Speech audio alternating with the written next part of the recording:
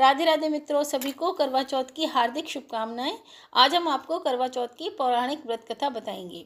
भारतीय महिलाएं अपने पति की लंबी उम्र के लिए करवा चौथ का व्रत रखती हैं। इसलिए यह व्रत और इसकी पूजा काफ़ी सतर्कता के साथ की जाती है। सुहागन महिलाएं चांद को अग्र देकर अपना व्रत खोलती हैं और कथा कहती हैं। करवा चौथ की कथा इस प्रकार है। बहुत समय पहले की बात है। एक साहूकार के 7 बेटे थे और उनकी एक बहन करवा थी। सभी सातों भाई अपनी बहन से बहुत प्यार करते थे, यहाँ तक कि वे पहले उसे खाना खिलाते और बाद में स्वयं खाते थे। एक बार उनकी बहन ससुराल से मायके आई हुई थी। शाम को भाई जब अपने व्यवसाय बंद करके आए तो देखा कि उनकी बहन बहुत व्याकुल थी। सभी भाई खाना खाने बैठे और अपनी बहन को भी खाने का आग्रह करने लगे, लेकिन बहन ने बताया कि आज उसका करवा चौथ का निर्जल व्रत है और वह खाना तभी खा सकती है जब चंद्रमा को अर्घ दे दे। चूँकि चंद्रमा अभी तक नहीं निकला है, इसलिए वह भूख प्यास से व्याकुल हो उठी है। सबसे छोटे भाई को अपनी बहन की हालत देखी नहीं जाती और वह दूर पीपल के पेड़ पर एक दीपक जलाकर चलनी की ओट में रख देता है। दूर से देखने पर ऐसा प्रतीत होता था कि जैसे चतुर्थी का चांद उदित हो रहा है। इसके बाद भाई अपनी बहन को बताता है कि चांद निकल आया है, तुम उसे अर्घ देकर भोजन कर सकती हो। बहन खुशी के मारे सीढ़ियों पर चढ़कर चांद को अर्घ देती है और अर्घ देकर खाना खाने बैठ जाती है। वह पहला टुकड़ा मुंह में डालती है तो उसमें छींक आ जाती है, दूसरा टुकड़ा डालती है तो उसमें बाल निकल आता है और जैसे ही तीसरा टुकड़ा मुंह में डालने की कोशिश करती है तो उसे पति के मृत्यु का समाचार मिल जाता है। वह बौखला जाती है। उसकी भाभी उसे सच्चाई से अवगत कराती हैं कि उसके साथ ऐसा क्यों हुआ। करवा चौथ का व्रत गलत तरीके से टूटने के कारण देवता उससे नाराज़ हो गए हैं और उन्होंने ऐसा किया है।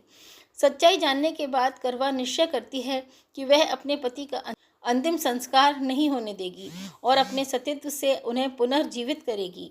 वह पूरे 1 साल तक अपने पति के शव के पास बैठी रहती है, उसकी देखभाल करती है और उसके ऊपर उगने वाली सुईनुमा घास को एकत्रित करती जाती है। 1 साल बाद फिर करवा चौथ का दिन आता है। उसकी भाभियाँ करवा चौथ का व्रत रखती हैं। जब भाभियाँ उससे आशीर्वाद लेने आती हैं तो वह प्रत्येक भाभी से यम सुई ले लो, पी सुई दे दो, मुझे भी अपनी जैसी सुहागन बना दो, ऐसा आग्रह करती है। लेकिन हर बार भाभी उससे अगली भाभी से आग्रह करने के लिए कहकर चली जाती हैं।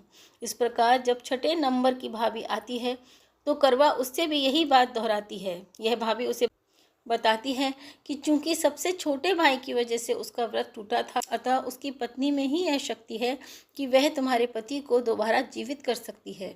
इसलिए जब वह आए तो तुम उसे पकड़ लेना और जब तक वह तुम्हारे पति को जिंदा ना कर दे उसे छोड़ना नहीं। ऐसा कहकर वह चली जाती है। सबसे अंत में छोटी भाभी आती है। करवा उनसे भी सुहागन बनने का आग्रह करती है, लेकिन वह टाल मटोल करके जाने लगती है। इसे देख करवा उन्हें ज़ोर से पकड़ लेती है और अपने सुहाग की भीख मांगने लगती है। भाभी उसे छुड़ाने के लिए नोचती है, कसोटती है, लेकिन करवा उन्हें छोड़ती नहीं। अंत में उसकी तपस्या को देख भाभी पसीज जाती है और अपनी छोटी उंगली को चीरकर उसमें से अमृत उसके पति के मुंह में डाल देती है। करवा का पति तुरंत श्री गणेश कहता हुआ खड़ा हो जाता है। इस प्रकार प्रभु कृपा से उसकी छोटी भाभी के माध्यम से करवा को अपना सुहाग वापस मिल जाता है। हे श्री गणेश, माँ गौरी, जिस प्रकार करवा को चिर सुहागन का वरदान आपसे मिला है, वैसे ही सब सुहागनों को मिले।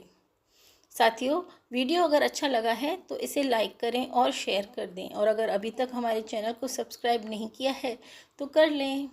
Thank you for watching.